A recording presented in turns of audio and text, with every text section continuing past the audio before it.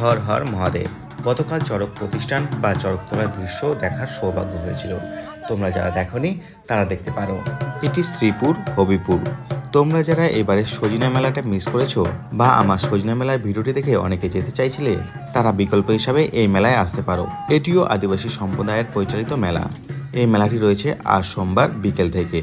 চড়ক পুজোর সঙ্গে শিবের সম্পৃক্ততা রয়েছে। চড়ক পুজো মূলত শিবেরই আরাধনা। আমি বিভিন্ন জায়গায় ঘুরে বেশ লক্ষ্য করেছি আদিবাসী সম্প্রদায়ের মধ্যে শিবের বেশ গুরুত্ব রয়েছে।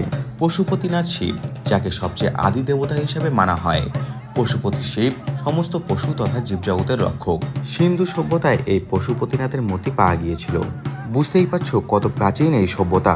প্রায় 3300 খ্রিস্টপূর্বাব্দ থেকে 1900 খ্রিস্টপূর্বাব্দ। আদিবাসী সম্প্রদায়ও প্রাচীনতম একটি জনগোষ্ঠী যাদের প্রকৃতির সঙ্গে সম্পৃক্ততা, আর শিবও তাই। আমার তথ্যে কোনো ভুল হয়ে থাকলে করজোরে ক্ষমা প্রার্থনা করছি। এটি শ্রীপুর। এখানে আজ রয়েছে চড়ক ও তাকে কেন্দ্র করে মেলা, রয়েছে যাত্রাপালাও। কি করে যাবেন শ্রীপুর? হবিপুর রাইস মিল হাট, সেই হাটে যেখানে কোল্ড স্টোরেজ বা হিমঘরটি রয়েছে তার পাশের রাস্তা ধরে বেশ কিছুটা এগিয়ে গেলেই শ্রীপুর। শ্রীপুরে রয়েছে এই মেলাটি, রাস্তার পাশেই মেলা, তাই আশা করি খুঁজে পেতে অসুবিধা হবে না আপনাদের। যারা সজনে মেলা মিস করেছো তারা আসতে পারো এই মেলায়।